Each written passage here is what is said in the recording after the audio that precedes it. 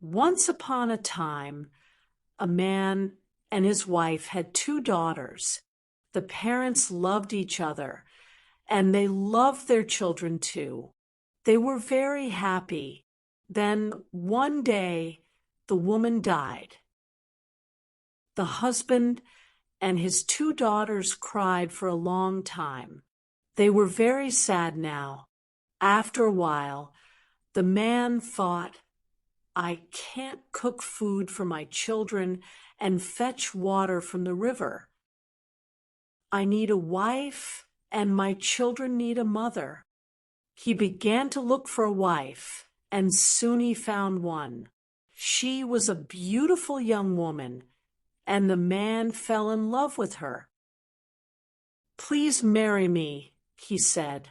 Be my wife and a mother to my children. The woman frowned. I want to be your wife, she said, but I don't want to look after your children. Send them away. Then I'll marry you. The man looked at her. She was very beautiful. I can't live without this woman, he thought. I'll hide the children. They'll be all right. Perhaps she will start to love them later. Very well, he said. I'll send my daughters away. He went home and said to his children, Tomorrow I'm getting married again, but my new wife doesn't like children. Hide in the grain store. Don't worry, she will feed you. So the children hid in the grain store. The man's new wife came home with him, and he said to her, My father is dead, but his spirit lives in the grain store. My grandfather's spirit and the spirits of my ancestors live there too. They are always hungry. Please feed them for me. Give them breakfast in the morning and lunch at midday and supper in the evening. The woman agreed, and the man went happily off to his work. The woman obeyed her husband. Every day in the morning, at midday, and in the evening, she brought food to the grain store for her husband's ancestors, and the two children ate it. One day the woman went to the hairdresser. The hairdresser cut her hair, and they talked together. Please be quick, the woman said. It's after midday. I must go and put food in the grain store for my husband's ancestors. The hairdresser laughed. What? She said. Your husband's ancestors don't live in the grain store. His daughters live there. You are feeding your husband's daughters. The woman was very angry.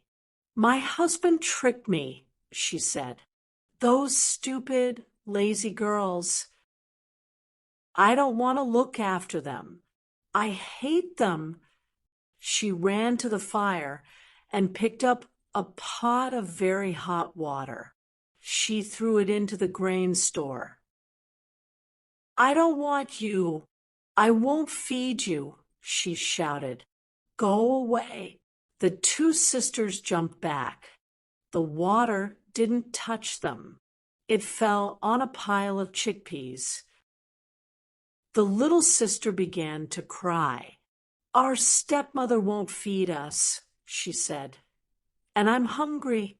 Don't worry, said the big sister. Look. The water fell on the chickpeas. They're soft now. We can eat them. So that day, the children ate chickpeas for their lunch. Their father came home in the evening. His angry wife was waiting for him.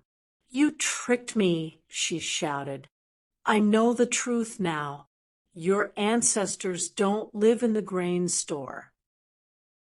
I was feeding your daughters. I won't feed them again. Do you want me to stay with you? Then take those stupid girls away. Her husband was very sad. Please, He said, "They are my children. I can't send them away." "You must choose," said his wife. "You can have me, or you can have your daughters. You can't have both." The man looked at his wife. She was very beautiful. "All right," he said. "I'll take them away tomorrow." Early the next morning, he woke his daughters. He took them with him into the forest. They walked all day until the girls were tired. "We'll stop here," the man said at last, "and sleep." The girls lay down under a tree.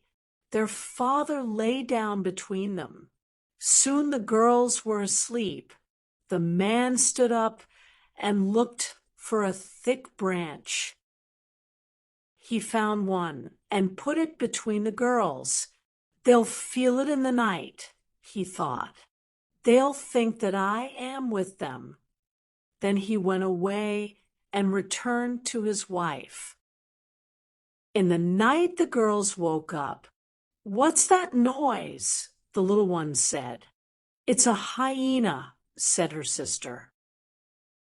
"He's going to eat us," said the little one. "I'm frightened." "Our clothes are made of leather," her sister said. "We'll give him pieces of our clothes." So the two girls pulled pieces of leather from their clothes and threw them to the hyena. At last he went away. The morning came. The children were lost. "Father's gone," the little one said. "What are we going to do?" Her big sister climbed a tree.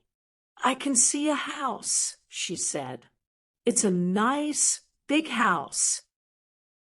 There are cows and sheep outside it. Let's go there," said the little one. "Perhaps the people will give us food." The two children went to the edge of the forest. They looked at the house. A man came out of it. He was tall and ugly. His face was cruel. The children were frightened. "He's a wizard," the older sister said. "We must be very careful." The two children watched and waited. The wizard went out with his cows and sheep. "Wait here," said the older sister. "I'll go into the house and look for food." Quickly she ran to the wizard's house, took some food, and brought it back to her sister. The next day, she went to the wizard's house again, and the next day, and the next. But on the fourth day, her little sister said, "You always go to the wizard's house. It's not fair. I want to go today." "But you can't run quickly," said her big sister. "The wizard will catch you." "I can run quickly," the little one said. "And I'm not going to wait here alone today. I'm going to the wizard's house with you." At last the big sister agreed, and they ran to the wizard's house together. The big sister came out quickly, but the little sister was too slow. She stayed in the house too long. The wizard came in and caught her. He put her in a sack and tied a rope round it. Then he pulled the sack up to the rafters of the house. "I've got you, and I'm going to keep you," he said. The big sister was hiding outside the house. She waited for a long time. At last the wizard came out and took his sheep and cattle away to pasture. Then the big sister ran into the wizard's house. "Little sister, where are you?" she cried. "Here, here," shouted the little sister. The big sister cut the rope and pulled the sack down from the rafters. Then the two girls filled the sack with rocks and pulled it up to the rafters again. In the evening, The wizard came home. "Little girl," he said, "I've got you, and I'm going to keep you." He hit the sack with his stick. At once the sack opened. The rocks fell out on top of the wizard, and he died. The two girls stayed in his house. They looked after the cows and the sheep, and they were very happy. Thank you so much for joining us today. We hope the story has been helpful in enhancing your English skills, whether you are building your vocabulary, improving your listening, or grasping sentence structure more clearly. If this video added value to your learning, please give it a thumbs up and share your thoughts in the comments. Your input helps us continue creating content that suits your needs. Make sure to subscribe and hit the notification bell so you won't miss out on any new stories. We are always working on exciting and engaging content to make your English learning journey enjoyable. Thanks for being a part of our community, and we look forward to seeing you in the next video.